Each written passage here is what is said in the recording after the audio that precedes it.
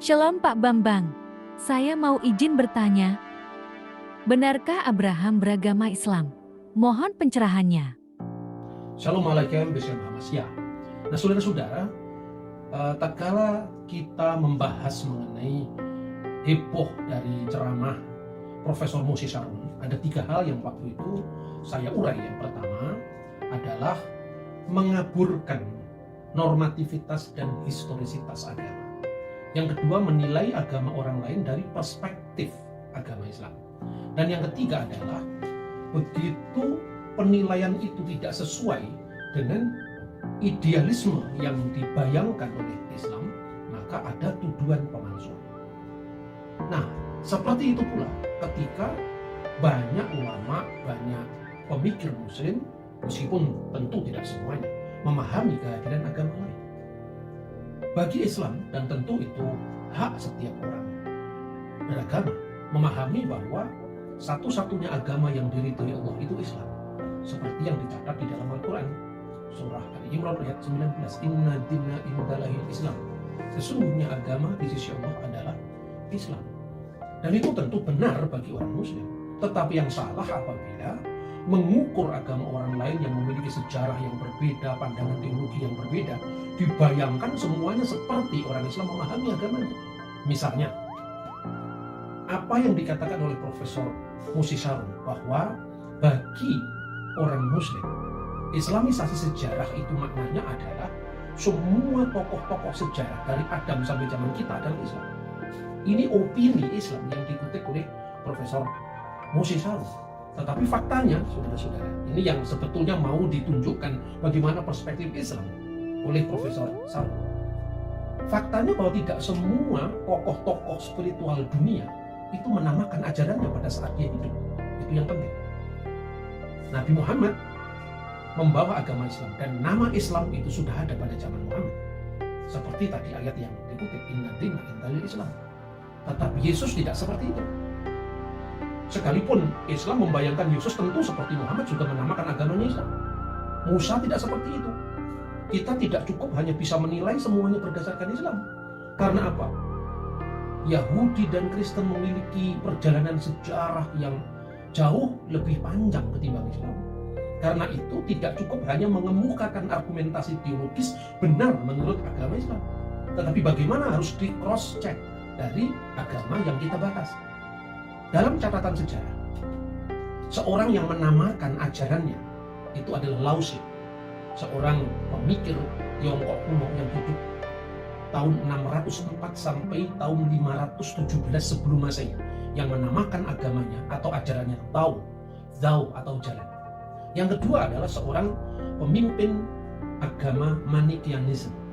Dia menamakan agamanya dengan Dina Nuhra, agama terang dalam bahasa Aramaik. Mani atau Manius itu hidup tahun 216 sampai 274 setelah Masehi. Nah, jadi kata din bahasa Arab itu paralel dengan bahasa Aramaik yang juga dipakai dalam kitab suci agama Mani, dina, dalam makna religion, dalam makna agama seperti yang kita pahami dalam bahasa Indonesia. Jadi catat, yang menamakan ajarannya dengan nama agama pada masa hidupnya adalah Mani. Lao Tzu menamakan dengan Tao. Sekalipun kata din dalam bahasa Arab itu paralel dengan bahasa Ibrani din, tetapi maknanya berbeda. Misalnya dalam doa Yahudi dikenal bahwa Adonai Hakadosh Baruch, ya Tuhan yang Maha Kuasa, itu disebut Melek Yom Hadin, Raja Hari Pengadilan.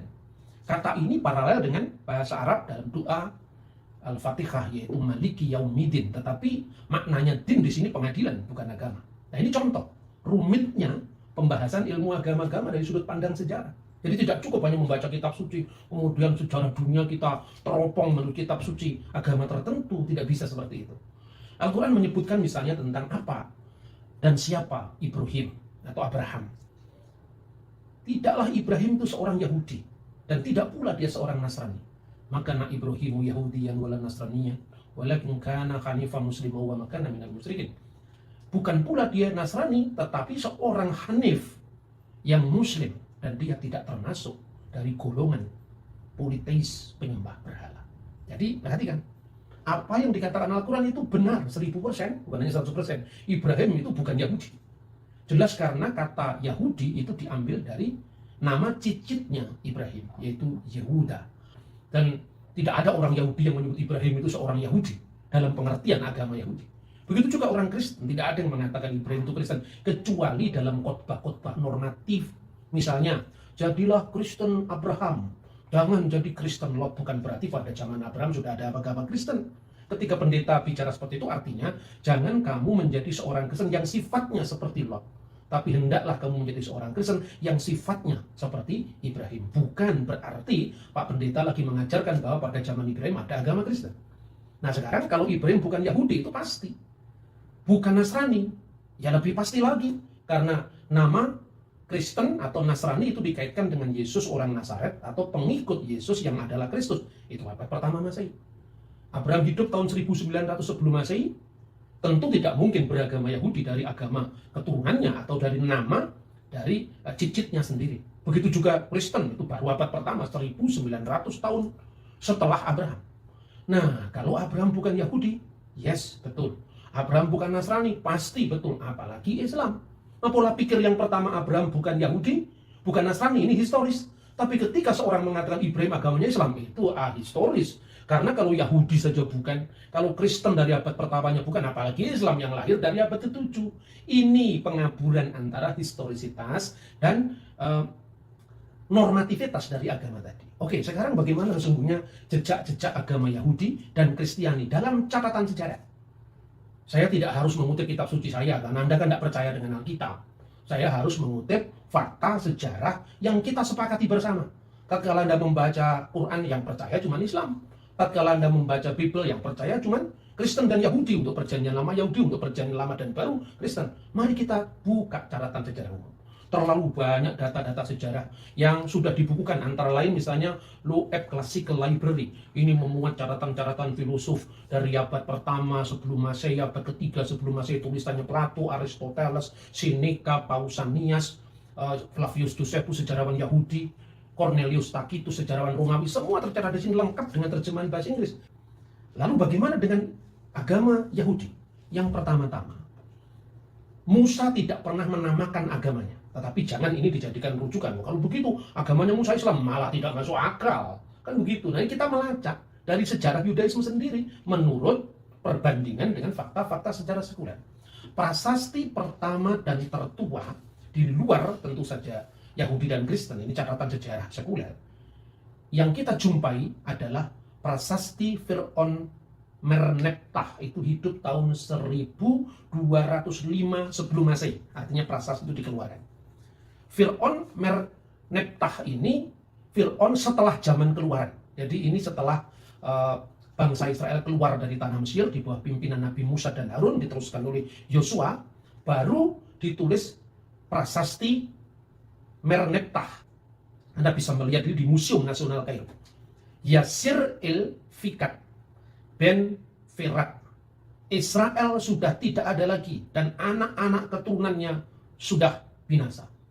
Berarti pada saat Merneptah itu mengeluarkan prasastinya, Israel sudah tidak ada lagi di Mesir. Nama Yasir-Il yang tidak lain bentuk bahasa Mesir kuno atau berhuruf hieroglif dari Israel.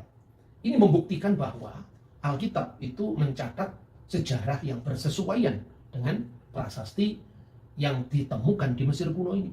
Dan bahwa waktu itu tidak ada dalam kitab Taurat mulai dari Sefer Bereshit, Sefer Elisimot, Sefer Wayikra, Sefer Bamidbar sampai Sefer Elihadibarim, mulai dari kitab Kejadian sampai Ulangan. Tidak ada yang mengatakan Musa bersabda, sesungguhnya aku telah membawa agama Islam. Tidak pernah ada. Jadi bedakan antara angan-angan teologis dengan fakta historis. Nah, itu artinya apa? Bahwa kata Yasir-Il atau kata Israel dalam bahasa Arab atau Yisrael dalam bahasa Ibrani itu tidak hanya berarti entitas kebangsaan, entitas kesuku bangsaan, tetapi keseluruhan dari komunitas, baik itu agama maupun komunitasnya. Itulah yang disebut dengan Israel. Dan nama Yahudi memang harus diakui itu baru muncul kemudian. Kemudian prasasti kedua, itu prasasti yang ditemukan di Yordan, prasasti Batu Moab. Kira-kira tahun 850 sebelum Masehi. di mana di sana jelas-jelas disebutkan nama Raja Israel setelah zaman Raja Salomo, setelah zaman Nabi Sulaiman dalam bahasanya umat Islam. Ketika Israel sudah terpecah menjadi dua, Israel utara yang berpusat di Samaria, dan Israel atau Yehuda selatan yang berpusat di Yerusalem. Di mana dalam prasasti Moab itu telah disebutkan tentang nama Raja Israel di wilayah utara, yaitu Omri Melek Yisrael. Omri Raja Israel. Karena dalam prasasti ini diperhadapkan antara penyembahan terhadap dewa bangsa Moab, yaitu dewa Kamos, yang dihadap-hadapkan dengan Tuhannya orang Israel, ya Adonai Elohim Baruchu, yang disebut dengan nama YHWH di sana. Bacaannya kita tidak tahu seperti apa. Artinya di situ ada kompetisi keagamaan, dan itu tercatat juga dalam Alkitab. Cuma dalam pandangan Alkitab berbeda dengan visi yang diberikan oleh pihak lawannya bangsa Israel, yaitu orang-orang Moab. Perhatikan, tahun 850 sebelum Masehi ditemukan kata Yisrael pada kalimat Omri Melek Yisrael, yang berarti entitas kebangsaan, kenegaraan, sekaligus Tuhan sembahannya. Maka dihadapkan antara Kamos, dewa Kamos, dan Tuhan bangsa Israel, yaitu Adonai Elohim Baruchu. Adonai, terberkatilah namanya, terpujilah namanya. Lalu ketika bangsa Israel menyebut nama Raja Daud, tidak hanya dalam Alkitab nama itu disebut, tetapi ada dalam prasasti Teldan yang berasal dari kurang lebih tahun yang sama, 850 sebelum Masehi. Istilah Bet David, rumah Daud, yang tidak lain adalah wilayah Raja Daud. Nah, baru pada masa Makabe, kira-kira pada abad kedua sebelum Masehi, ditemukan catatan pertama bahwa orang-orang Israel mulai menyebut agama mereka, katakanlah kalau itu disebut religion, tapi paling tidak menyebut perilaku hidup, gaya hidup mereka ketika berhadapan dengan kaum Helenis, kaum Yunani. Mereka menegaskan diri sebagai seorang Yahudi. Nah, kata Yahudi mulai muncul di sana. Jadi kata Yahudi itu bergaya hidup seperti Yehuda, seperti suku Yehuda. Maka muncul kata Yahudut, yaitu Judaism, sebagai kontras cara hidup, gaya hidup yang berbeda dengan kaum Yunani atau kaum Helenis. Jadi jelas memang agama Yahudi tidak pernah mengklaim bahwa agamanya dinamakan seperti itu dari zamannya Musa, apalagi dari zamannya Ibrahim. Itu tidak betul. Itu catatan sejarah. Lalu bagaimana dengan kekristenan? Ibrahim bukan seorang Yahudi, sudah saya jelaskan entitas keagamaan Yahudi dan perjalanan sejarahnya menurut prasasti-prasasti di luar Alkitab. Bagaimana dengan kekristenan? Nah, Yesus pun juga tidak pernah berkata, ikutilah agama Kristen, ini agama yang paling sempurna. Tidak pernah ada. Terminologi seperti itu hanya muncul pada agama Manikianisme yang menyebut agamanya Dina, Nuhra, agama terang, dan Islam. Tapi tidak pernah muncul pada sosok historis Musa, sosok historis Daud, sosok historis Yesus, tidak pernah muncul. Nah, karena itu jelas saudara-saudara, saya pernah membaca tafsir Al-Qurtubi. Tafsir ini berbicara tentang komunitas Kristen awal, khususnya yang dikaitkan dengan Paulus. Nah, Qurtubi ini menuduh bahwa Pauluslah yang memalsukan ajaran Kristen. Itu baru abad pertengahan kan munculnya.